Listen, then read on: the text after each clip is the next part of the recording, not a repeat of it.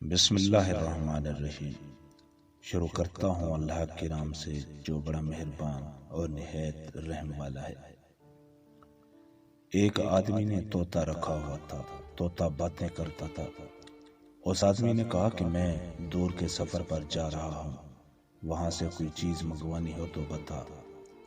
طوطے نے کہا کہ وہاں تو طوطوں کا جنگل ہے، وہاں ہمارے گرو رہتے ہیں، ہمارے ساتھی رہتے ہیں، وہاں جانا اور گرو طوطے کو میرا سلام کہنا، اور کہنا کہ ایک غلام طوطا پنجرے میں رہنے والا، غلامی میں پابند قفس آپ کے آزاد طوطوں کو سلام کرتا ہے۔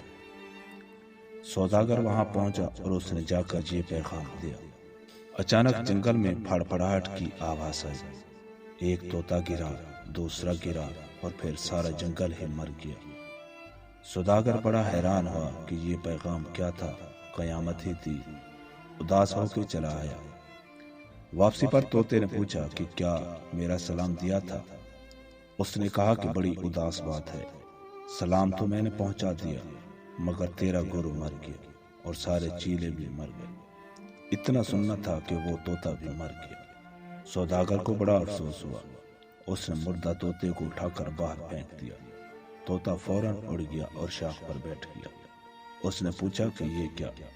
طوطے نے کہا کہ بات یہ ہے کہ میں نے اپنے گرو طوطے سے پوچھا تھا کہ پنجرے سے بچنے کا طریقہ بتا۔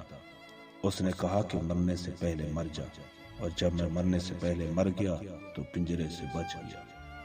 نفس بھی ایک پنجرہ ہے، خود کو مار کر انسان نفس کی خواہشات سے نجات پا سکتا ہے۔ خود کی انا اور خود کی میں کو مار کر انسان اس دنیا کی خواہشات سے آزادی پا سکتا ہے۔ جس مرد کی دولت، خوبصورتی اور حسن اخلاق واضح نظر آئیں تو ایسے مرد کی محبت میں عورت کو پاگل ہوتے دیر نہیں لگتی۔ سائے دیوار کا رخ دیکھ کے ڈھل جاتے ہیں، وقت پڑنے پر کئی لوگ بدل جاتے ہیں۔ ہر دل میں بھی سکونت کے عجب قاعدے ہیں، جن کو رہنا ہو وہی لوگ نکل جاتے ہیں۔